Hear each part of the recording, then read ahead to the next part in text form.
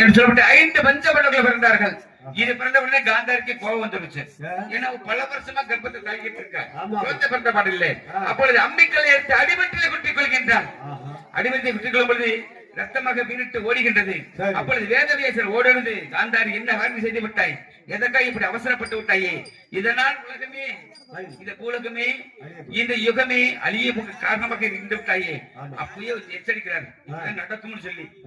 அப்பொழுது 100 குடுகளை கொண்டு வந்து 100 குடுகள் இந்த உதிரத்தை நிரப்பி வைக்கின்றார்கள். மிச்சமாக இருக்கு 101வது குடுவையில ஊற்றி வைக்கிறாங்க. இப்ப 100 குடுவிலையில் இருந்தும் 100 ஆண் மக்கள் பிறக்கின்றார்கள். துரியோதரன் துச்சதன் என்று சொல்லப்பட்ட 100 பேர் பிறக்கின்றனர். 101வது குடியில துச்சலை என்ற ஒரு பெண் குழந்தை பிறக்கின்றது. ஆக மொத்தம் இங்க 101 பேரு, அங்கே 5 பேரு, தர்மனோடு சேர்ந்து 6 பேரு. ஆக மட்டும் இல்லாம திருதராசனுக்கு இன்னொரு மனைவி, அந்த மனைவிக்கு 2 குழந்தைகள், ஆண் குழந்தை ஒன்று பெண் குழந்தை ஒன்று. ஆக மொத்தம் தெரியாதவங்க நிறைய பேர் இருக்காங்க. ஆனா கௌரவர் எடுத்து 103 பேர் இருக்காங்க. பஞ்சபண்டத்திலே 5 பேரு, தர்மனோடு சேர்த்து 6 பேரு. அப்ப தர்மன் சொல்லிக்காரு 6லயும் சாவு 100லயும் சாவு இருந்தாலும் சாவுதேன், 5 பேரோட இருந்தாலும் சாவுதேன். இந்த பழமொழி வந்தது.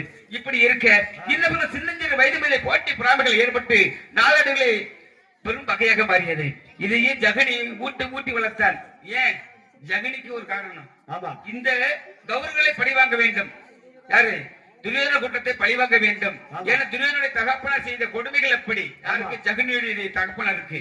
ஜகனுடைய பிறந்த 100 பேரு, ஜகனுடைய பிறந்த 100 பேரையும் சிறையில் அடைத்து விட்டார்கள். இப்ப சிறையில் அடைக்கும் பொழுது 3 பேருக்கு ஒரு ஆள் சாப்பிட 100 பேர் சாப்பிடணும். அப்படி இருக்கு எல்லாமே சாகத்தான் வேணும். எல்லாமே சாப்பிடணும், யாராவது ஒருத்தவங்களோடு இருக்கணும் அப்படின்னு சொல்லி 99 பேரும் உண்ணக்கூடிய சாப்பாட்டை ஜகனி ஒருவனுக்கே கொடுத்து அவனை உயிர்வாழ செய்தார்கள். 99 பேர் மாண்டு மடித்தார்கள். ஜகனி ஒருவன் மட்டும் பிழைத்தார். அப்பொழுது தன்னுடைய தகப்பனை என்ன தெரிவித்தார்? ஒரு காலை ஊனமாக்கினார்.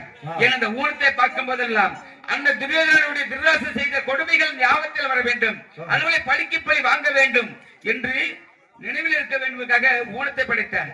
ஊனத்தை படுத்தப்பட்டு மட்டுமல்லாமல் நான் இறந்த பிறகு என்னுடைய முதுகெலும்பு கட்டவிரலை எடுத்து பகடை செய்து அதில் நீ உருட்டும் பொழுது நீ எந்த நினைக்கலை அது விழுவேன் என்று சொல்லி கட்டவிரல் பகடியாக மாறினார். யாரு? ஜகனுடைய தகப்பனார். இப்படி இதெல்லாம் வச்சுக்கிட்டு இருந்தேன். நேரடியாக மோத முடியாது இல்லையா? இவர்களும் மோத வேண்டும் என்றால் பஞ்ச பாண்டவர்கள் தான் போட முடியும். 1க்கு 2 ஏற்றி விட்டு போட்டி பொறாமைகளை உருவாக்கி அதாவது விருந்து உபசேகம் என்று சொல்லி அஸ்தாபத்துக்கு வரவழைத்து இவர்கள் சூதுசர நாடுகளை படித்துக் கொண்டான். நாடுகளை படித்துக் கொண்டு மட்டுமல்லாமல் 5 ஈவுக்கார கூட இடம் கிடையாது. 12 மடமாசம் செல்ல வேண்டும். ஒரு முறை 5 மணி இருக்க வேண்டும்.